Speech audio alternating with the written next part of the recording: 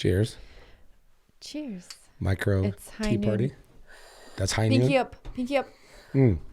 Our daughter put together a little tea party for us. Yeah, this nice little cute little ceramic little set. tea set. If you're not watching YouTube, you might want to turn it on Excuse me. because it's super cute. One more. Oh my goodness. Wow. Gracious. That's unprofessional on me. How unprofessional of you We're to professional sneeze. podcasters, and that is a very unprofessional thing to do. You said this is high noon. You don't. That's Topo Chico. Tea. Well, mine's bourbon, but that's Cheers. Cheers. Topo Chico. Well, that's a big cheers to what we just We did. have some fun, big news. Well, fun big news, but should be kind of nervous for you because you signed a legal document today not knowing what we bought. That I did. What was your first impression of that? That you're legally buying to what we bought, which is not cheap. You legally. I'm feeling a little like you talked me into something shady. Yeah. That's what I'm feeling like. We invested in a multi-level marketing. Trust me, it works. You just get 10 friends, and those 10 friends recruit another 10 friends. And it just goes up from there. Yeah. Look. Pyramids are some of Is the that a strongest. pyramid? Pyramids are some of the strongest structures that have ever been created. There was a reason. Are you just going to sip from that? It's kind of nice. It a is. little, like, It's kind of nice. It's really nice. I don't know why we don't adopt that into the yeah, Western Hemisphere. I just love it. Harper's like, here you go. Some tea. There you go. I like that a lot. If you do it Harper style, you have to drink from your cup and then pour it into her cup with your mouth. you got to put it in your mouth and then spit it. Mama bird it back into a cup. Mama and bird it back you into the drink cup. Out of there. It's so gross. So we just got done about an hour ago. We got out of the escrow company, title escrow company, and we closed on a house We bought a house that you've never seen. that I've never seen before. I've seen it twice. And You did have to go back a second time because the first time you said no. yeah, This is too bad. yeah. And that's what scares me. Uh-huh. Knowing that the first time you saw this house, you're like, I can't even do anything with this. You know how? Here's the thing. When we walked into it, I looked up. I usually, when the last two houses we bought, I have a terminology that I use. That's not the same terminology as other builders use, but it's whether or not a house has good bones. Which a lot of people And good bones to like fixer-uppers do that. Yeah, fixer-uppers. The good bones terminology to them is, are these bones like stable? Like, is there mold? Is it sinking? Is the roof leaking? That's a whole Right. different interpretation of Do I have bones. to do minimal like wall like restructuring? Just Correct. take down a wall here, but do we have to expand it or Not raise even that. the roof? Well, not even that. Good bones usually means, in like layman's terms to the general public, is it structurally sound? That's good bones. And when I walked into that place, and now my definition of good bones is different than that. My definition Right. of good bones is, can I do something with this space to transform it? Can I open up a wall? Can I, Right. Can I relocate some stuff? Can I do some rearranging? Are the ceilings high enough? Is there enough, blueprint to work with? Right. And- Like minimal Yeah. minimal change to the layout if you can. Yeah. But you walked out of that. I remember you're like, I saw a house And it was very quickly too, by the way. It was the shortest time I've been in a house. because you just wanted to get out of there. No, I was like, this is not the one. I can't just see. knew. It's literally and you've never stepped foot in this place, but it's literally the kitchen is like, I'm talking about kitchen and where you would put an island is the width of this office. So it's very small. I mean, you can't have a kitchen countertop and then also put a dining room table. Yeah. It's so you gotta figure something out. So I walked out of there. I was like, this is not the one. And then And I was so definitive about it. you were. You told me. I remember you coming home because I think you might have looked at a couple houses that day, and you were very sure. You're like, it was just that bad. It couldn't even I remember you saying, I'm pretty good about seeing potential in homes, Yeah. and I couldn't even see any potential. And I was like, oh, okay. And then I believe it was the next day, maybe a couple days later. 2 days. I think it was 2 days later. You were sitting there and you're like, you know what? I think I'm going to go see the house again. And I was like, what? Yep. The house you told me that you were so sure was not the one. Uh-huh.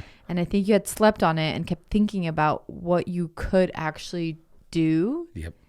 And that potential started like seeping in, and you started like realizing I guess there is something I could do, which is like a good sign because it means it was on your mind. It's kind of scary, but it's on your mind. It's so hilarious to me how optimistic you are about this. You know why? Because I don't have to live in it. That's a very good point. That's the number one. That's a very good point. If I had to live in it, I would 100% say no, just based on what you've told me about this house. What's funny is that, by the way, this is, if you listen to was it the last episode that we spoke about the mold infested house that we were going to buy? If you haven't listened to that, we've been through, and you're like, whoa, buying house. Yeah.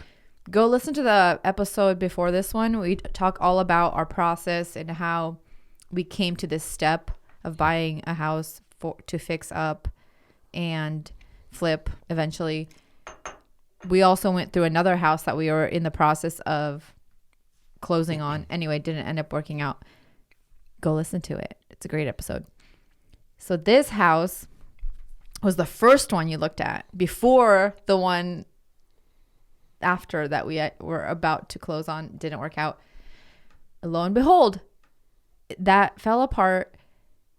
What, a couple days later, maybe a week later? Probably a week. No, you got to give it 2 weeks because we had multiple companies come out to give bids on. No, I mean after we decided to pull out of the house, it was probably like a week later that this house came back on the market. Yeah. And if you listen to the episode, we talk about how Alex decided, wait a second, I kind of feel like maybe this is might be a missed opportunity. We should maybe think about like getting this house. So you went back and looked at it. Yeah. And you decided that you could do something with it. I had a vision for it. Yeah. Anyway, we talk all about this. This house we ended up missing out on because you cannot get a traditional mortgage loan on it because it's such in rough shape. Yeah. And the major issue was a roof, right? It's caving in. What did we do, honey? We bought a house that a bank said there's no way we could sign off liability on this, and then we figured out a way to have a cash purchase on a house that the roof is. Okay. We bought a house that the bank said this is an unlivable estate. We can't even give a loan because this is so bad. The banks won't take a risk on it. Oh my gosh, what have we done? But also, we're gonna be bankrupt soon. This was a poor decision. I should have gone and looked at this house. Also, that's my favorite part. My favorite part is the fact that you've not seen the house. I have not seen the house. And you felt a little upset. I was gonna say butthurt but you'd be upset with that terminology. But you were upset with me because I remember you mentioning you're really passive aggressive. I was like, I feel a little upset the fact that you put in an offer and you never even talked to me about it and you never even showed me the house. I was a little upset. I'm like, are we not married anymore? Are you just making these decisions on your own? We're married and we have joint finances. Mm-hmm. But when it comes to potential and investment, based off of I'm out of the loop. Based off of the history of the last couple of houses. Listen, though, you can't base it off the history of the last houses because those were our personal homes. Correct.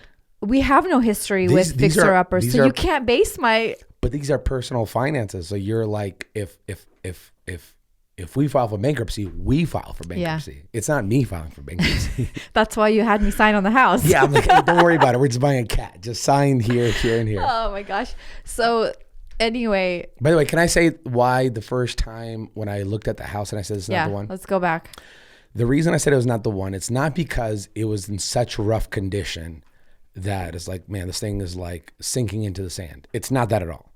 It's that typically when you walk into a house, you go, oh, I could potentially, here's a great example. This last house that was mold infested, which is the last episode. There was a fake wall, a faux dividing wall with what do you call those ledges that have like an opening into the other room? Like they put 10 years ago, they would put like vases and flowers on there. Like a little window? Yeah, like a little thing. So it'd be like a post and then like a big open thing.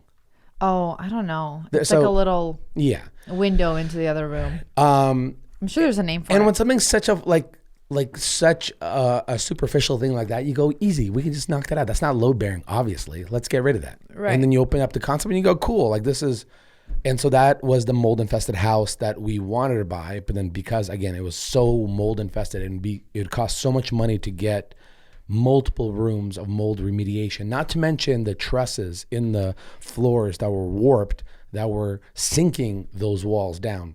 Yeah, It would there was cost. multiple things. That And were nobody just would kind of finance, and even if you paid cash, it's too much money to get that taken care of. So with this house, when I said I don't see this, like the vision for it is because instead of it being a fake wall, you walk into a living room, which is small, fine. And the house is not that big. It's 1,300 square feet.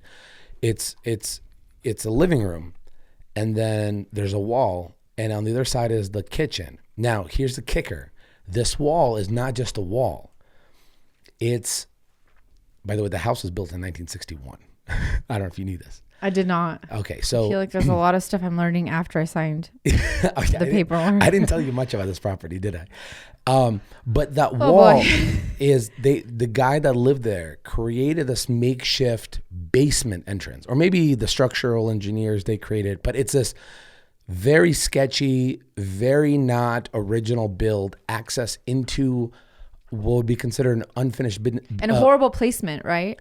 It's right in the middle of the house. So it's not just a wall, it's a hollow right space. It's a door. So when I say it's the size of this office, kitchen, right? The right wall here that I'm pointing, go watch the YouTube video if you're only listening. The right wall, there's a door right there. You open up that door and that goes into, it's a staircase that goes into a basement. It's an unfinished basement. You're going to love this. It's an unfinished basement that and when I say unfinished, it doesn't mean like, oh, here's just concrete left and right hand side and it's just concrete on the floor. No, it's when I say unfinished, that's usually what unfinished means. This is extra unfinished? You have to insulate, you have to put drywall up on top of the concrete. When I say it's unfinished, it's so unfinished that Oh, no. I don't know gosh. I don't know if I should even mention this, but it's basically a hole that they dug out. That there's a pile of dirt on the left and a pile Oh, my of gosh. dirt on the right. So it's just a hole. It's not a basement. but listen to me. It's a hole in the ground. The furnace is there. So they're like, we need some place to put this. And the most impressive part is the furnace is probably less than 5 years old. Like it's a newer furnace. So maybe they did this like 5 years ago. I don't know. Maybe they're like, we need to put this somewhere. maybe We don't know maybe it where. was one of the situations where the house, and kind of makes sense now that I'm talking out loud. I wonder if the house was built with no central air, meaning no HVAC system, no furnace, nothing to heat the house. And they're like, enough is enough. I need a furnace, but we don't have anywhere to put it. So they were like, Let's make a hole. what if we dig past the crawl space into a section that you could stand up 6 feet tall and have all the plumbing run above us? Literally, it's just 6 feet tall, so you can't make it a livable space unless it's for like short people or little people. You make it like a kid's space. You're at kid space, right? And then you put a furnace there. So that's what they did. They put a furnace there. And again, gravel hill to the left, to the right, and to the front and back. Literally every four corners of this crawl space is just gravel coming up the walls. It's not up and down. It's not. And at one corner of the place, the person passed away. It's an estate sale. The family selling it off. Is a built-in in that section, a 8 foot, maybe 9 foot by 4 feet long, full on chicken coop in the basement. So they're like, we're going to keep the furnace here and some chickens. So you have what I would guess Oh my maybe gosh. a 9 foot wide kitchen. You have a regular size for a 13 square foot home living room. And you have this, what looks like an elevator shaft in the middle of it. And you climb down through it. And So let me ask you this. there's 2 cars on the premises that they left.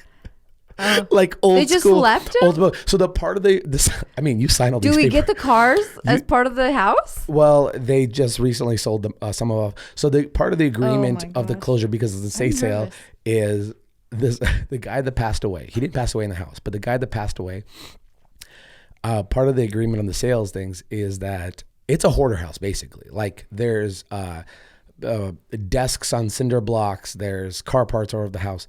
The this is not making the story any better. The agreement of the sales that all of the stuff that's there have to stay with the house. Meaning it's the new owner's responsibility To get rid of it? Yes. Oh my gosh. So what? Like you can't even sell it. It was so bad that they're like, whoever buys this, you have to get rid of this. You have to throw this away. Yes, 100%, Oh my 100%. gosh. So What else was left? What was left in the house? So the inside of the house is not bad. It's like a lot of desks and chairs and couches, and like the bathrooms all fully still stock of like stuff from like Old Spice and all that stuff. But the garage is actually the spot that, because he seemed like, based on the garage, if you're gonna read it like a crime scene, it seems like an average. I'm going to take a wild guess. Let's say the guy passed away at like 78. He lived a full life based off today's records. You would imagine this is a 70-year-old guy who always tinkers with things, possibly divorced. Maybe his wife passed away before him, whatever it is. But everything and anything you can think of a tinkerer dad that is 70 years old is in the garage. I'm talking about vices. I'm talking about wrenches. I'm talking about, we found a set of golf clubs that were 30 years old. There's gears and all this stuff. But it's like nothing that you could actually sell off. It's like something you'll just have to throw away. No. So the two cars, there's one car in the backyard. They're like these 1970s Oldsmobiles or something like that. I think the car in the garage was like a 1980s Cadillac or 1970s Cadillac. Nothing sought after, like nothing good. And so those two cars they sold them off on Craigslist, so they got them towed out. Everything else is staying there. And there's the back side of the garage. Because they're like, it's not even worth it to try to sell this stuff. It's and so bad. There's the back side of the garage that has its own little separate room, like a parts room. And the guy kept like brakes and rotors and engine parts and all that. Just, it's to a kid, it's kind of like, I remember this. I remember when I was still living in Russia. I was 6 or 7 years old, maybe 6 at the time, and I went to my grandparents' house every once in a while. And they lived in this tiny little home, probably smaller than this house that we bought. And they had this giant backyard that had these, I don't know how many, but at least maybe 5 giant 50-foot tall apple trees. And I remember my grandmother would cut off these apple like trees with a little hacksaw thing with a pole, and apples would fall down and we'd have fresh apples. Very mature trees. But I remember my grandfather had this like, not a carport, but kind of like almost like an built awning. And again, this is Russia in early 90s. And I remember my grandfather had all these chests, like wooden chests with stuff inside of him. But I remember specifically, it's funny, I haven't recalled this memory in a very long time, but I remember how fun it was as a kid to explore. Yeah. It was like a treasure because everything was rusted and beat up, but it was cool to like explore and be like, wow, this is an old hacksaw, or this is an old wrench, or this is an old mallet. I'm sure Beckham would love to go through that garage. This is that garage. Yeah. This is that garage with the roof caving in. There's no drywall in the garage. It still sits on dirt floors. Like the garage is on dirt. There's no concrete. Actually, no. I'm sorry. I think the garage has concrete. The driveway is dirt.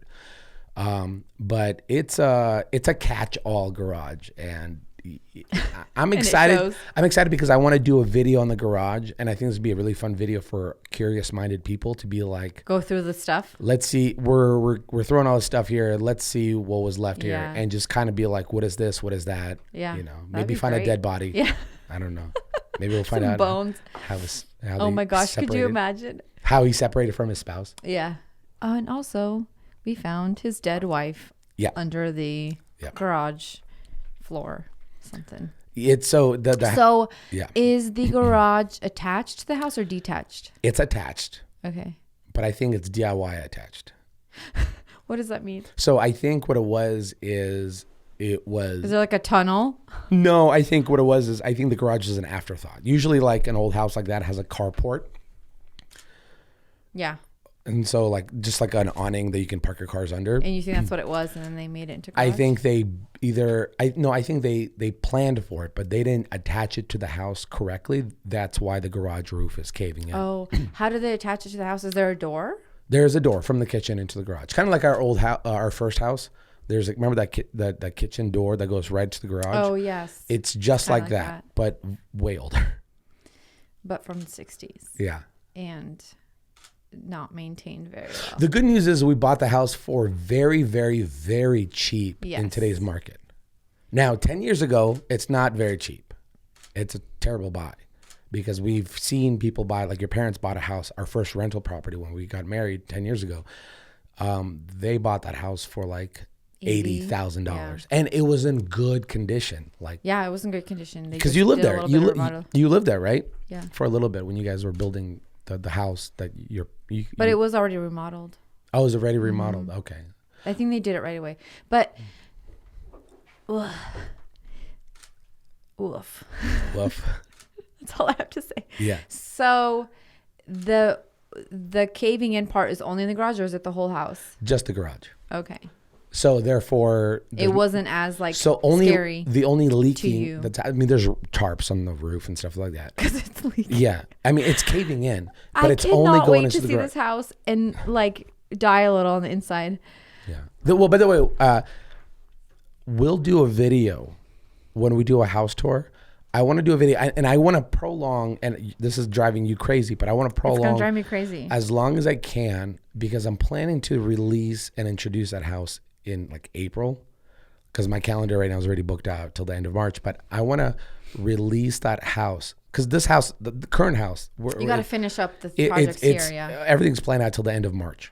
So I want to do a video of like having your honest reaction because So I I can't think see this house until April. I think it would be so hilarious just to because it's gonna be like my actual reaction walking in. you know how like you buy a fixer upper and you go, oh, we can just paint the cabinets. That's not a No, that's I already know. that's not a solution here. Did it smell weird inside? Yeah. Oh yeah. Oh my god. Not terribly weird. In gonna wear a fact, mask. our first house that we actually bought smelled more weird than this one Well, because because that first house it smelled was like a dog. wet dog, the whole thing, right? This one does not smell like a wet old dog. Does it smell like It's- old person? It just smells like an old house. Like Yeah. when you open up an old cabinet and you're like, this smells like my grandmother. That's what this house smells like. Oh my gosh. And But so what is the actual property like? Is the backyard a decent size? Yeah, it's because the house is small, and the backyard's still a quarter acre, which, like, we live on a quarter acre plot, but the way our house is house is- designed, it takes up a Because lot it's of the one room. story, yeah. It takes a lot of the room. What do they say? The footprint of the house. Is Yeah, just bigger. exactly. But so it's still a quarter acre, but because the house is so narrow, there's actually a very decent backyard. Does any It's a any bigger- part of you want to like extend the house if you can a little bit, like extend out some rooms? We will 1,000% go bankrupt if we extend the house. We will be Is it so that expensive to do that? we will go upside down because when you extend the house, you have to understand that you're rearranging the trusses in the roof. Like you're attaching and moving trusses. So it doesn't only go, the easy part is adding footings, concrete footings to the house, which is the base of the house. And then you go up and then that's the easy part. The roof part is the most expensive part because what you have to do is you have to expose a quarter of the roof, take some of the trusses out and add new trusses to create this addition to the house. So you can 100% do that. Now, if we land on some jackpot money and cool, we could always do that. Maybe add it because it's a 3-bedroom, 1 It's bath. just not worth it probably if it's an investment property So- and not your own house. As it sits right now, it's 3-bedroom, 1 bath, 1,300 square feet. 1,255. It'll be like a great first time. It would be home if buyer. the conversation is extending that house, the only extension that I would do is add an extra maybe 500 square feet for creating a master bathroom or a primary bathroom in today's lingo. And that's taking one of the rooms and then just like expanding it a little bit and then adding shower and all that stuff into it, which that's always a potential because of the footprint of the backyard. You could definitely do that, but it's definitely superior, a lot bigger of a backyard than any house we've ever owned because of the layouts. Because the house is small and the way it sits. Yeah. And I'm excited because we have this, and it's going to be a project. You know, the camper, the boat, and the utility trailer. Like, I could park it there because there's no HOAs or anything like that. So that's going to make it easier for me. You park it in the backyard? I can park in the backyard, in the front yard. Wow, you're gonna be that guy. Listen, that if I put that stuff there, that's only going to make the house look better. Ooh, a boat. Well, they got a boat. So cool. Well, it makes sense. Buy a cheaper house, get a bigger boat. What is your plan for the quote basement area? So it's funny you should ask, because last night I had my whole bad sleep again, and I woke up 3:00 in the morning, as I had bad sleep for a long period of time before, and my brain started racing a little bit, and I was like, I had ideas running through, and I was like, what's the solution to it? So before, the solution was going to be, I'm going to put what looks like back in the day when people had bunkers, like in the 60s when the house was built and they had bunkers. It's this metal doors that would open up in the grass, and you take steps down to this concrete bunker thing. Mm-hmm. In the East Coast, they still have houses built like this where they would essentially dig a hole and they would build an. Do you remember when we walked through our neighborhood last summer with the kids? I think we're biking, and somebody had hired contractors, and they were putting in a guest access door to a basement, right? So they were digging into the ground to create steps and put in a door. That was my plan. But I don't know if that's going to work with permits and all that stuff with the city, Right. because when it's a basement, the concrete footings go all the way down. So all you have to do is dig a hole, create reinforcements, and then create your door. Because these footings don't go that deep, that's out of the question. And we need to get rid of that middle elevator section that has access to this DIY murder door. Murder pit. To the furnace. So there's two solutions. One solution is to spend a lot of money to have the HVAC guys to come out and move that furnace into the garage and reduct the place, like relocate all the ducting to make sure the central air goes in the house. It's a lot of money. And then I had a solution. Literally last night, because this house that we're in right now, it's built on what's called a slab on grade, meaning there's no crawl space. It's just one concrete slab. Mm-hmm. And then all the plumbing runs either underneath the concrete slab, or if it's ductwork like furnace and HVAC, runs from the ceiling. And the furnace is in the attic of our garage, so it runs from there. And the access to it is a classic crawl space access. It's like 3 feet by 3 feet. Mm-hmm. That's what it is. So the idea that I had in the middle of the night last night is, what if we knock out that section? It's not load bearing. What if we knock out that entire section, close it off, and then put a crawl space access, the same dimensions as on our attic HVAC access, into like the pantry? So and then put a ladder, like a built-in ladder for it. So you can still get there. So you can still and then you're able to close that off, open up the floor print, and still have access into the HVAC system. That even though it's a brand new HVAC system, that if it fails, then you can, still take the parts out, and all that stuff. Would you pour concrete or anything in there? No, because there's no way to walk. It's not a livable space. Like the reason why the dirt goes on the sides is because if they got rid of that dirt on the sides and make it like nice and straight, the house would essentially sink. So they need, that's a reinforcement dirt part that's there. So you can't even get rid of the dirt. No, you'd have to literally close that area off. Mm-hmm. You can't be like, let's turn it into a livable space. It's not a thing. But even to get to the HVAC, don't you want it to be a little bit more, I don't know, put together down there? The people who put in the HVAC got a permit, meaning they hired HVAC company to do that, and it's all up to code. I don't know how up to code what they did with that hole, but because the HVAC people came out and the HVAC people were like, cool, we'll put a new furnace in here. I'm going to keep that furnace. The question is access to the new furnace.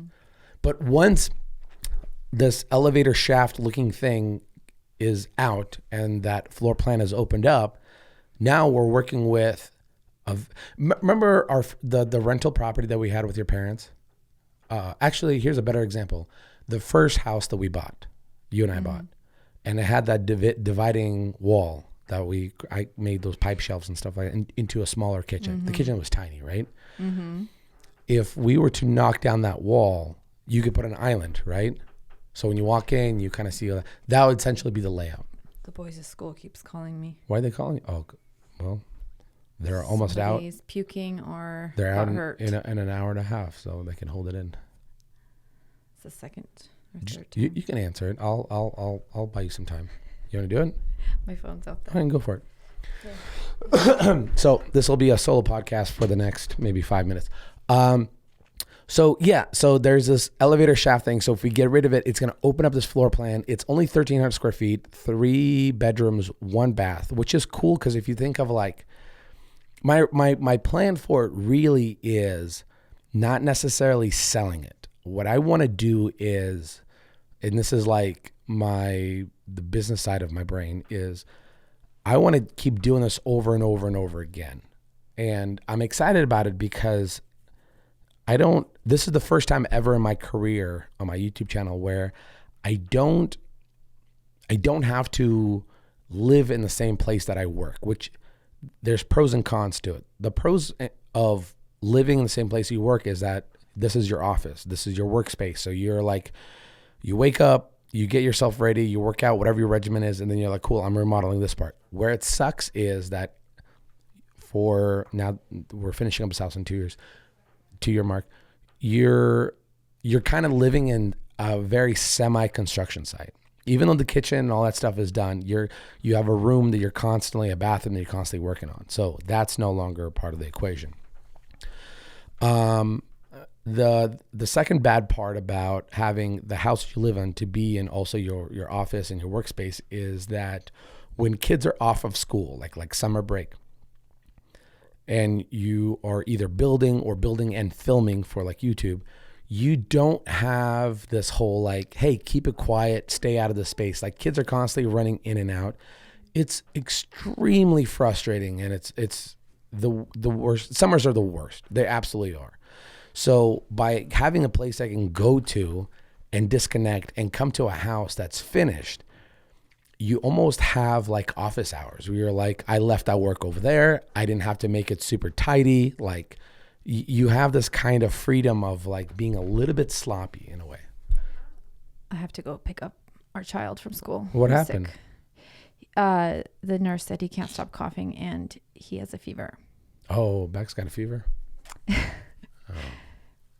I feel really bad because he told me he wasn't feeling good this morning, but I thought he was faking it because he fakes it all the time. And he kept doing this, like the cough sounded so fake. Yeah.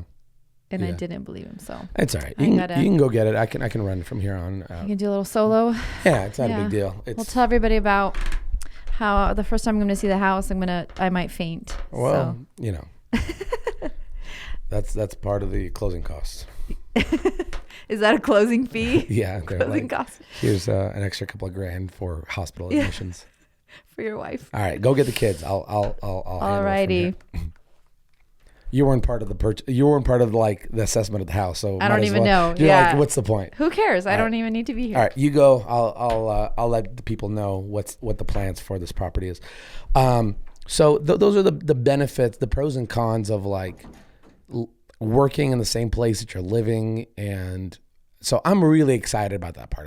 The downfall is now there's a little bit of commute. The place is like 28 minutes away, so rounded up 30 minutes there, 30 minutes back. So great, but at the same time, again, there's freedoms of like I'm able to park my trailers and all that stuff, and not, put stuff in storage, so that could stay there. What else? The plan for the house is not necessarily to sell it.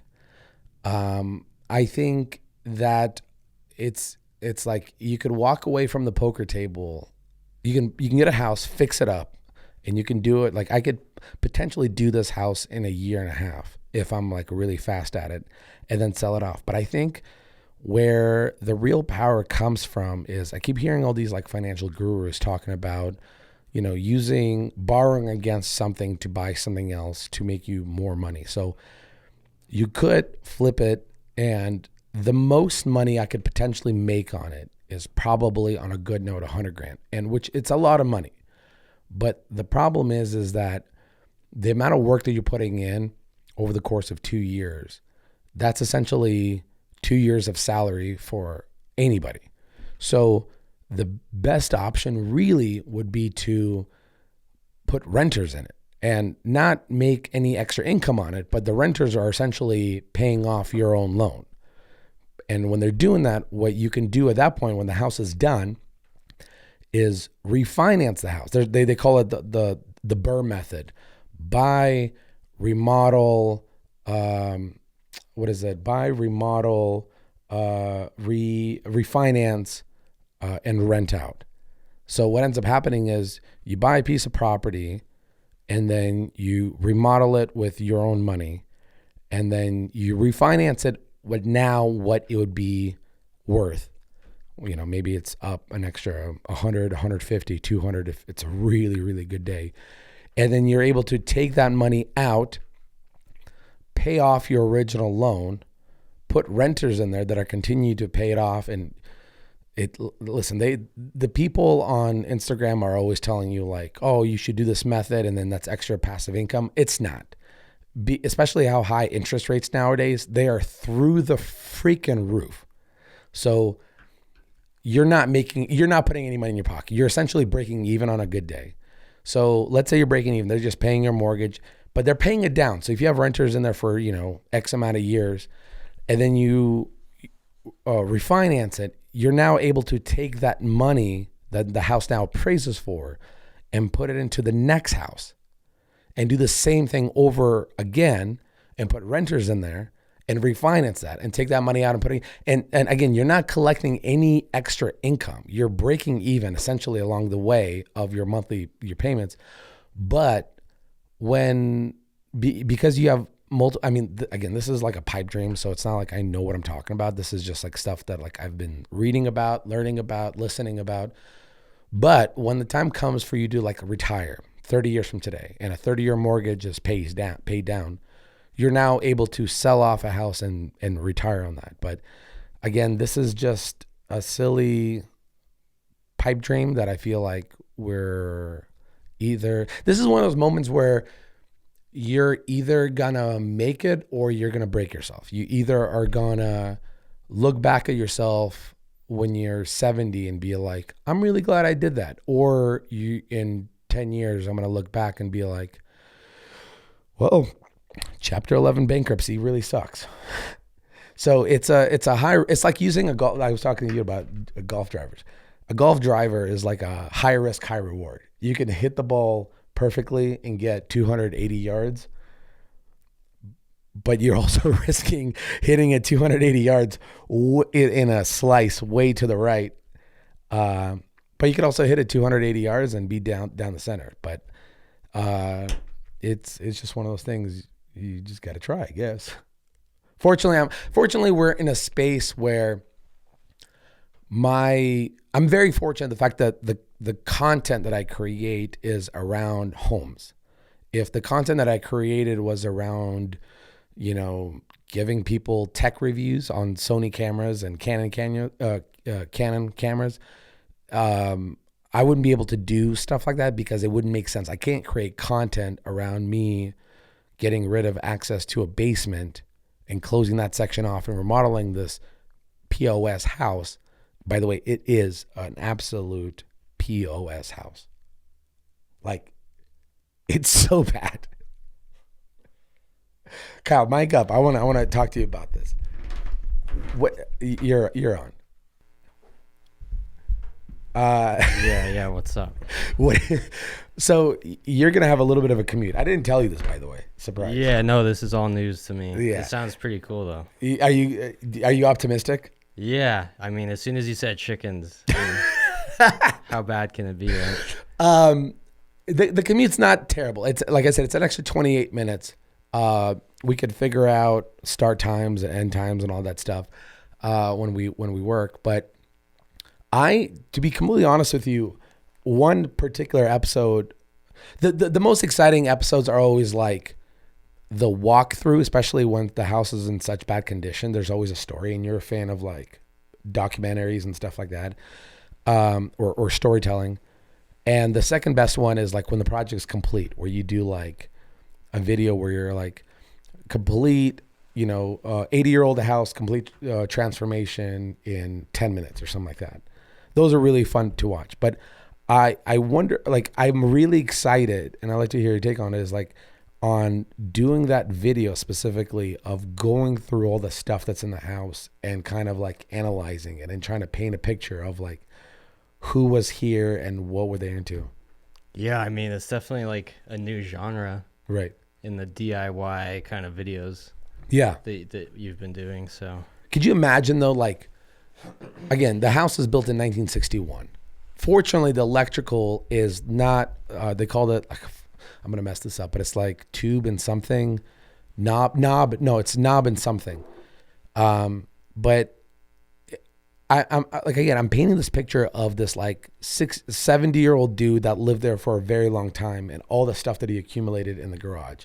And I feel like that would be such a fun walkthrough of this, like, no drywall in the garage. The trusses are exposed. The roof is sinking. They already got rid of this Oldsmobile Cadillac, whatever that was in the garage. By the way, when I was doing the original walkthrough, like the hood was off. The engine was empty. Like it was just a shell of a car. And then like all these car parts and like things. And that to me is probably going to be the most fun of an episode of like walking through and just seeing the stuff that the guy owned and left behind and the story that it has. And I really hope that I get to hold on to a few of the things.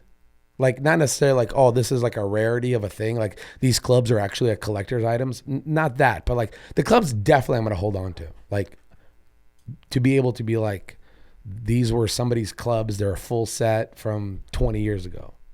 yeah, I mean, I'm sure there's cool stuff that you could probably incorporate, right? Right. To like keep some of the original elements. Yeah. That'd be actually really cool if there were some things that were like very unique. I don't know what I'm thinking, like maybe like a car engine and then like turn it into like a dining room glass table.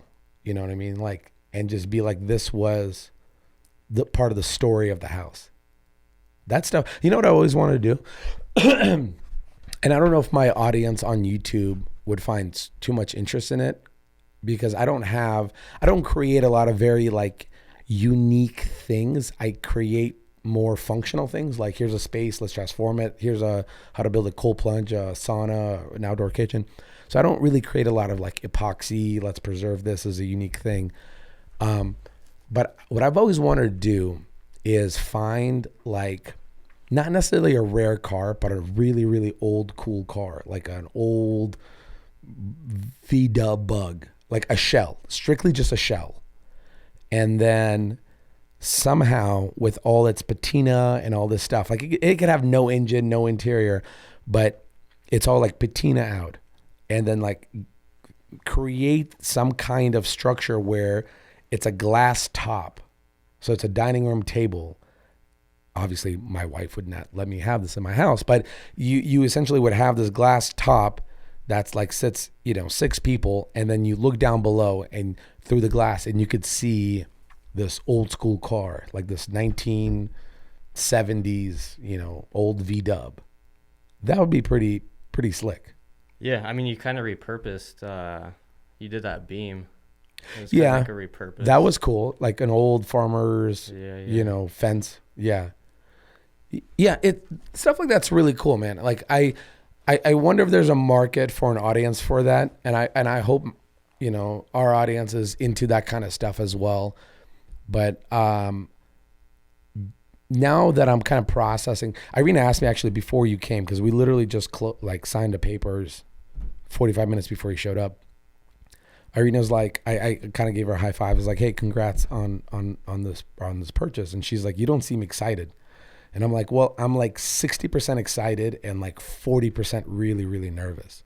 And the nervous part is like the financial aspect, but also the potential aspect. But now that I'm processing this information, I see a lot of cool potential of repurposing, like you said, stuff that's found in the garage. And whether it's taking a bunch of 80-year-old wrenches and submerging them into epoxy and turning something cool out of it, or if it's finding something and turning into little art piece, I'm kind of excited about that part. I'm also excited about the potential of what the house might look like, but that is a lot more overwhelming than finding all those things there. Yeah. It seems like a mission though, just to like clear everything out and get a blank slate. Yeah. Here's my question for you. Now, you're a storyteller when it comes to video. Do you think we should come in, do a walkthrough, find everything, share the story of what we found and what we think about it, which I think it's a cool piece of content, and then gut everything? Or do you think we should do the walkthrough and then leave everything as is until that room comes to the project itself? Yeah, I like that second idea. You like the second idea? Yeah, but I guess it's your like timeline, right? Because you have to be efficient and like get the projects done that you want to get done, right? Yeah. So that you can, like you said, like get renters in there and Yeah. and whatnot. Because like repurposing stuff, it's a whole nother project within itself. You have to get like a storage unit and just put it all that stuff there. Yeah. Throw it in the yard. Let some weeds grow on it. Yeah, it's tough because in the work that we do, it's this like, there's this fine line, because if it comes to and here's, I want to preface, because I preface this. I didn't, not preface, preface this, because I didn't mention this before. The reason I wanted to be optimistic and give this project like a fair shot and look at this house and be like, could we potentially, is strictly because of the proximity of the location. Now, I'm not going to disclose where the property is because there's weirdos out there, but we could talk about this off air. But there is a part of town that is being, I don't know if the word is gentrified, because it's not like it was like a low income community or anything like that. It was, when Irene and I first got married 10 years ago and we're looking at for our first house, she never wanted to live in that part of town because of the stigma behind it, which is very silly. But because Boise's been so growing like out and there's no places to really buy, especially for a first time homeowner in the city, it's ridiculously competitive. I saw that area that they kept putting in like cool new stuff in there, right? Like a lot of like things that are like up and coming. And we found ourselves going to that city or that part of town and enjoying ourselves like seasonally. And I was like, if all the people from suburbia are going here during certain seasons and they're experiencing this, obviously, and this area is being constantly developed and they're constantly improving, they're putting cool, like, hipster coffee shops and, really nice restaurants, then you kind of go like, clearly this area is like sought after. So this place is like 2 miles away from it. So like an art district kind of deal, like an up and coming. It's an up and coming like art district. Exactly. Revival of. Yeah. Yeah. Absolutely. So from like a supply and demand, like if you go, again, I don't think I can make a lot of money off this property if I was to sell it. Especially the amount of work you put into it, you're like, cool. Essentially, if you were to like pay yourself your salary, you broke even. But if you're like, the big question is, like, for example, we looked at one house that was in Parma. Are you familiar with that area, Parma? Yeah. It's kind of like farming area, right? And what's funny is when you're looking at these houses, the realtors that are putting out these advertisements, they're kind of like creative writers, because the little excerpt about description of the house will be like so optimistic. Like the place in Parma we looked at, they're like, a fixer-upper on the market with walking distance to shopping centers and restaurants. And so when you read that, you go, oh, cool. There's this little city, little up-and-coming neighborhood. Let's go check it out. It only makes sense. And then when we went look at it, again, we're driving through all these like barley fields, Yeah, they're all hops. They're hops. You're right. Yeah, yeah. because they're suspending them up in the air, right? And they're growing down. They're hops. And we pulled up there, and when they described as shopping centers and restaurants, it was one diner, one new Shell gas station, and a couple of like tackle shops. That's all it was. But the creative writing they wrote as like up and coming area, walking distance to whatever. But when you drive to the area, because it's so far outside of town, I think it was like a 45 minute drive. You go, what's your clientele of renters here? Well, the clientele is going to be people who moved out of their parents' home in that farm community, who, people who are in the family of farmers, and they decided to have their own thing, but they're not commuting to like Boise. They're not commuting to anywhere else. They're just kind of there because it's so far out, or unless they're retired.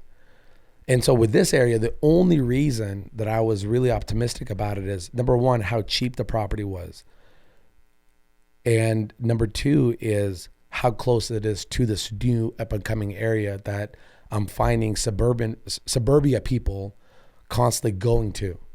And it's only 2 miles away from it. So that proximity was like the only part that made me go, I think this might be the right route to this. But yeah, it's all a gamble. It's all part of storytelling, and I hope that we will do justice, because I'm really afraid to do this whole like, let's do a walk around and then do a clean slate, because that makes it very efficient. That's what people do. They come in, they tear everything down, they go, now we paint, now we do the kitchen, now we do the flooring, and then you kind of go room by room if you want after that. But I'm really nervous about screwing up the storytelling where you see a dramatic before and you see a dramatic after of the space.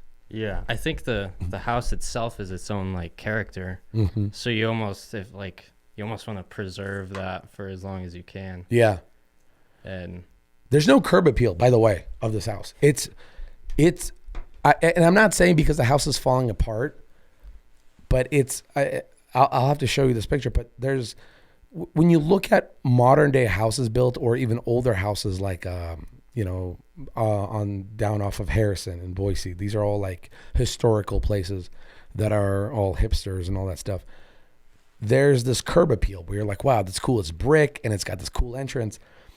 This place has absolutely zero curb appeal because of the way they structured the house. There's an awkward window at the front entrance. There's this very short and low ceiling porch entrance that's like very small, and like there's absolutely no curb appeal. And so I'm excited about having these like drastic transformations that are keeping me up at night to go like, where are the ideas coming from? Like, how do I come up with an idea for this that could be structurally sound and yet improve the curb appeal? Yeah. It's going to be a wild ride.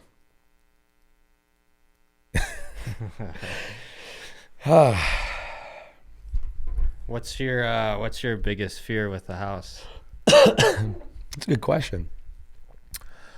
Carrying the mortgage payment, to be honest with you, because the way my budgets are set up right now is with brands, the budgets are set aside for like operation costs and material costs and all that stuff.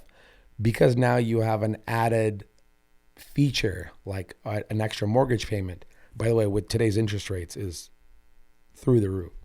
There's questions of whether or not we're going to have to get rid of the Porsche, which is like a first world problem, but it was a dream of mine to have this thing. And now I'm like, I have to have this conversation of like, yeah, it was a dream and you're being a kid about it, but now you kind of have to be a little bit more responsible. And so my fear is budgeting with carrying a second mortgage. Is there like a room in the house where you see the most potential? The kitchen. The downfall of the house is that it's 3-bedroom, 1-bathroom, and that's never too appealing unless it's to a renter, because then you can rent out essentially 2 to 3 rooms, and then it's a shared bathroom and a shared kitchen and a shared living room space. But houses are always far more sought after where it's more than one bathroom. And hearing Irina talk about adding to the house, there is definitely room to it. But, and this is going back to another thing, is like everything at the end of the day could be done, right? You could turn it into, a 3-bedroom, 2-bathroom. You could turn it into and add an extra bathroom to it, which will make it even more sought after. But the question of is like, how much is that going to cost? Because now we're dealing with, yes, there's permitting with plumbing that I do in my house right now and electrical, but now there's permitting that you have to go to the next level of like, you have to get structural engineers involved because now they're reconstructing your roof line. You have to get, I'm not well versed and I'm not even remotely even adequate to even have a conversation about roofing to be like, okay, well, I'll just add this because they signed off for that. That means at that point, like the section with the roof that's sinking in the house or in the garage, that's something that I'm going to have roofers coming in. So it's like, I have to figure out more cash flow to be able to do this because I have to get like the big guns, the big people involved into it. Yeah. What's your workflow like if you have like a house like this? Do you like think, what do I want the house to look like overall? Or are you just kind of going room by room and this is what I want to do here? And then the end result is kind of just an amalgamation of all the rooms that you did. Can you use amalgamation in a sentence? It's like, it's like a collection of ideas or something. Yeah. Okay. So I have only one vision right now, and it's the vision for the kitchen, because the kitchen is the part that made me so turned off on the house the first time I saw it. And I finally stumbled across the solution, how to open it up. And so I actually have a vision for the kitchen in terms of its layout that's going to be very appealing to a modern day renter or purchaser or whatever you want to call it. As far as the aesthetic of the house, if there's a vibe, I don't. And I think this is where Irina comes in, because she always has a general theme that sometimes we butt heads on, where like when we did this bonus room, I've always wanted this like dark and moody place, and she didn't like that because her theme was always like light and airy, and every room is kind of similar to the last one. Versus with me, I've always wanted each room to be its own grand statement. Like when you go to a restaurant like Barbacoa, you walk into Barbacoa's bathroom and it's this like medieval gothy looking place, which is super cool. And then you'll go to, Twigs or something like that, and the bathroom looks completely different there. I like those kind of like shock and awe, and everything has its own little vibe. But I think in a situation like this, the kitchen's the only thing. First of all, I don't think this place can have the shock and awe. I think everything has to flow together. But I think the kitchen is, like I said, the only really big vision I have. Everything else is just going to be whatever's in style right now. And I think it works with the space, because the house that we're in right now was built in 2006, which is it's not that hard to remodel it and transform it. Yes, it's a more of a wow factor when you have dark cabinets and now it's like a light, airy thing. But when you go from a house that was built 80 years ago and then you go, now it's very modern, I think every room, like the bathroom, the only bathroom in this house that we just bought, you literally could throw some ketchup on the wall and you're like, this looks like a scene from Saw. Do you remember the scene from Breaking Bad when he told Jesse to go dispose of the body and get the plastic tubs and put acid? Yeah. But Jesse decided to put him in the bathtub, and then the bathtub went through. But do you remember the bathtub, how it was like this pink bathtub? It was this like super, old, dirty looking place. That's the bathroom here. And so I'm excited for that part. The vision is, everything's only going to look so much better because how bad everything already looks. And now here's a section that I never mentioned to Irina. This is hilarious because she's not here. Is that when you get a good deal on a house, especially in today's market, there's a lot of things that's like, what's the catch? Like the catch on the last house in the last episode they were talking about the catch was the mold. Like there was 3 rooms that had an extensive amount of mold that was coming through of water damage. With this house, the catch is not only that the bank won't finance you and the roof on the garage is caving in and all this funky stuff, but there's a second catch to it. The catch is that the water. So it's, first of all, the house is not in city limits, even though it's in the city. So I have to pay to get, like, I have to pay a couple of $1,000s to get it annexed into the city, right? Then I have to pay a couple of $1,000s for them to put a water meter because now it's annexed in the city. And the reason I have to put a water meter in is because right now, the guy that lived there 80 years ago had this spit in the bottom of your hand and shake your neighbor's hand to have this agreement because the neighbor had a well. And the agreement is that this guy can hook up to his well and his septic tank. But the previous owner of my house had to pay for the pump and the utilities for that pump, the electrical for that pump, to be able to either draw water from the well or to have the septic serviced. So now we're going through all this legal rigmarole with the signing process of, because the neighbors are like, hey, we want to not be connected. So I bought a house with no water that's not connected to a city or doesn't have a well. So I either pay $30,000 for a new well to put in, or I go through this like rigmarole and so many fees to get it annexed into the city and get hooked up to get a water meter put in and get that water meter connected to the line to that. I bought the most DIY house. I basically bought a trailer that doesn't have wheels. I'm pretty sure too, like drilling for I think drilling is like super backed up right now too. Is it? Yeah, like in some places like a year out. It's actually cheaper in this circumstance because it's close enough to the city. It's actually cheaper to get annexed into the city and get connected to the water than it is for you to put a well in. That's wild. That's so wild. So, well, that'll be exciting to share those news with Irina. That'll be fun. That'll be a fun reaction. We did what? You bought what? But yeah, basically it's a trailer with no wheels. That's 1,300 square feet with a makeshift DIY basement. Yeah, seems like you got into a real trophy house with this one. Yeah, well, we'll find out in the next year whether or not I file for bankruptcy or not. Well, hey, this has been fun, guys. Thank you for listening to this episode. I hope you guys watch us on YouTube.